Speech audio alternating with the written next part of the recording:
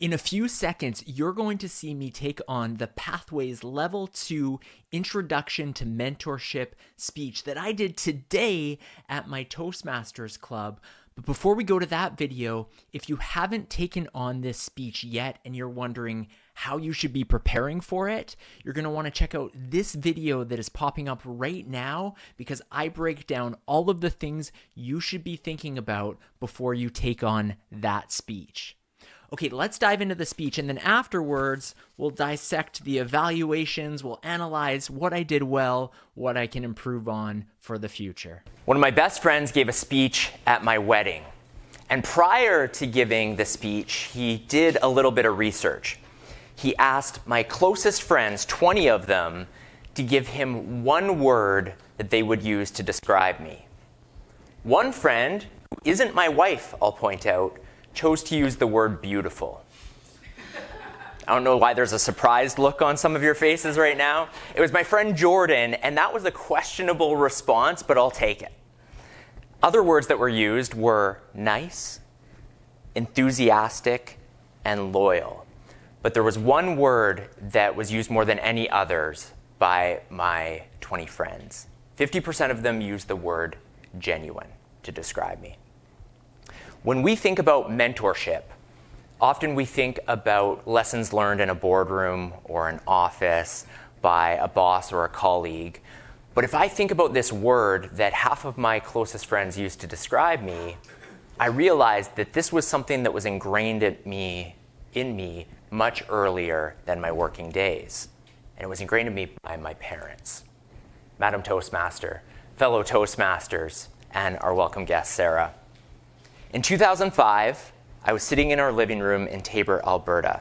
I was sitting on the couch beside my sister and my brother, and my mom was sitting on the love seat, and my dad was in the corner in a recliner. And there were balloons throughout the living room and a banner on the wall that said, "Congrats on your retirement." We were celebrating as a family my dad's retirement, and he was sharing stories throughout his career of owning a small business. And I'll never forget, my mom asked him a question. She said, "Tom, what is one lesson that you've learned throughout your career that you think would be beneficial to the kids to learn as they enter their working days?" My dad thought about it for a little while, and then he responded, "Attitude isn't the most important thing, it's everything." And that is something that stuck with me throughout my career. And I think about some of the tough times where things haven't gone according to plan. A schmozzle, you might say.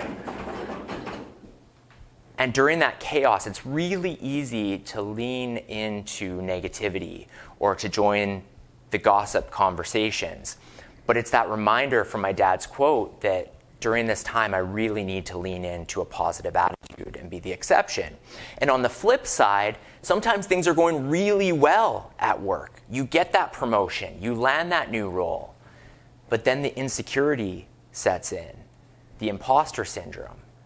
But once again, the reminder that attitude is everything.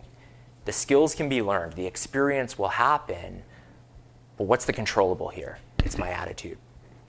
And it's funny because I've given so much credit throughout the years to that quote that my dad gave, but in preparing for this speech on mentorship, I finally connected the dot that while that's great advice, it was my mom and her daily examples that actually shaped the form of what that attitude looks like. And she taught me by example in 3 ways. The first is my mom is a great listener.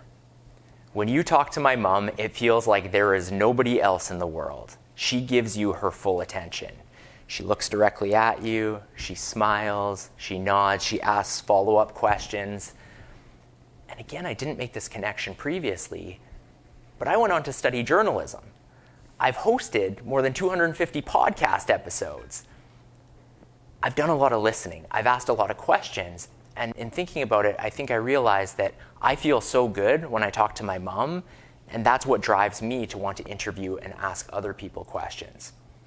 The second thing my mom taught me from a young age was the importance of being kind, being polite, being nice, which is what some of my friends identified with the word nice. I remember in 4th grade, I would phone my friend's house and I would say, "Hello, Mrs. Beckering, how are you doing today?" may I please speak to Ross? And that might seem like not a big deal, but if you contrast that to my friends who are phoning my house, is Wade there? It stood out. And my mom taught me that no matter who it is that you're talking to treat them with respect, to show a genuine interest in them.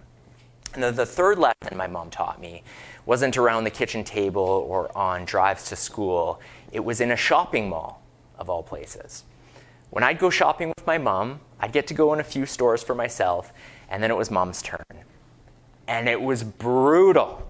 We'd go into women's clothing stores, and then my mom loves to try everything on. So this would mean I would have to sit just outside the fitting room on those seats, and this was before the time of cell phones. I didn't have a Game Boy. I wasn't interested in those women's fashion magazines. So I'd have to sit there on the chair and wait for her. And my mom would come out, and I would say, "Mom, this is so boring." And she said, "Wade, I'm teaching you patience. And believe it or not, your future partner will thank me for this." And you can ask my wife, Shireen. She does thank my mom on a regular basis because I am a treat to go shopping with. But also this patience has transcended into my regular life, making big decisions. I don't rush with those gut instincts. I think about it. And then through business and my career as well, having the patience to make solid decisions.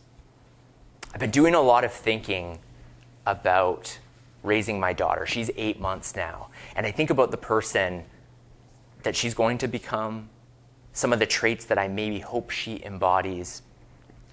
And I think if she is somebody who is a good listener, who is kind to others, who has patience, but most importantly, is genuine, is authentic to herself, I will have done my job, not only as a father, but also as a mentor. Thank you. All right, there you have it. Overall, I was quite pleased with how this speech went. I know there were a couple issues with the audio and the microphone. I might have to upgrade my mic at some point. The structure was really well done, I thought. And that was something that my evaluator had pointed out as well. She liked that there was the introduction, that the speech came full circle at the end, and then that I included both my father and my mother and had 3 things. So it was easy to keep in mind the idea of being a good listener, being kind, and being patient as some of the core values there, along with authenticity. So that was nice to hear that she appreciated that. She talked about the fact stories were embedded with each of these examples. And what my evaluator also pointed out was the body language. And this is one thing I've been trying to push myself to do more at my local Toastmasters club. And I'd love for you to do this as well. Some of us are on hybrid or virtual meetings, so our speaking space is a little bit limited. But at our club, in this particular meeting, there was no one who joined us on Zoom. Usually we're a hybrid meeting, but we didn't have anyone joining us. And that's an opportunity. And so what I tried to do is step out into that middle area. The downside, and this was pointed out in one of the feedback slips I got from my fellow Toastmasters, is when you do this, you may be putting your back to certain people as you're talking. I still think the benefit outweighs the downside of creating an immersive experience. But it is a little bit daunting when you're moving closer to your audience and you're facing them, you're standing in the middle of them. It can be an intimidating feeling. I've personally been trying to challenge myself to do that more often. And I think this speech in the living room example gave a perfect opportunity for that. Now, with that said, I think there were things that I could improve upon. And one of the things my evaluator pointed out was the opportunity for more vocal variety. And in watching back some of my speeches, perhaps you've seen some of the ones I've been showcasing on this channel, I've noticed that my voice does go quite low sometimes.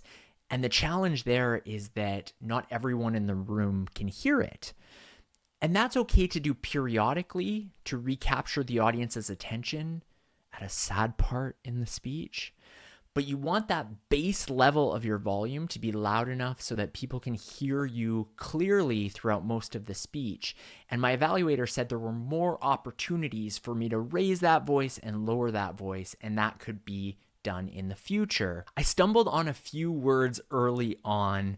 This is something probably that wasn't too noticeable to you, hopefully, but I get in my head about it because I know how I've practiced the speech, and then sometimes I stumble through the words. So I made a little note when I sat down after giving the speech that early on I did stumble over a few words.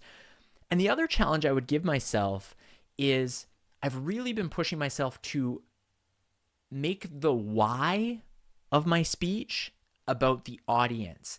And this speech felt a little bit selfish for me. It was all about me. I was talking about my mentorship journey. I was talking about my future and my daughter and how I'll raise her and all of those traits. It was a very me speech. And I think how I could improve in the future is remembering it's about the audience. It's great for me to tell a story, but how can I change that and give them the full value of the message? And that is one way. This wasn't pointed out in any of the evaluation slips, but as I was thinking through it, I think that that's something I would have commented as an evaluator, that there's an opportunity for me to make this even more about the audience, which is going to help them remember the key themes of the message.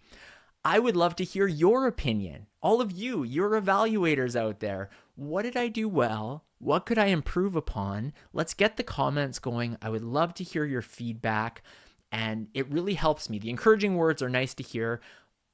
I do get constructive criticism from time to time in the comments, and that helps me level up as well, because the reality is we are all students here. We are all part of Toastmasters. We're all trying to elevate our public speaking efforts. So thank you for watching this video. A couple housekeeping pieces. If you ever want to work with me, if you want me to evaluate one of your speeches, if you want to do an even more premium offering of doing a one-on-one Zoom call and have some private coaching, or if you're interested in one of my future speaker accelerator programs, send me an email. I'll also have a Stand Store link in the description, and you can book those different services directly through there. That is the easiest way to do it. And then once again, I mentioned this at the beginning of the video. If you are planning on doing your mentorship speech, which is something all level 2 speakers have to do, this is a mandatory speech for all paths within the Pathways program. There's a video popping up right now, which will help you prepare for that speech. It's the one I did just before this. And then finally, the best way you can support my channel, and it's absolutely free, is subscribing and turning on those notifications. And those of you who tell your fellow club members about my channel, that really helps as well. Thanks so much. I'll catch you on the next video.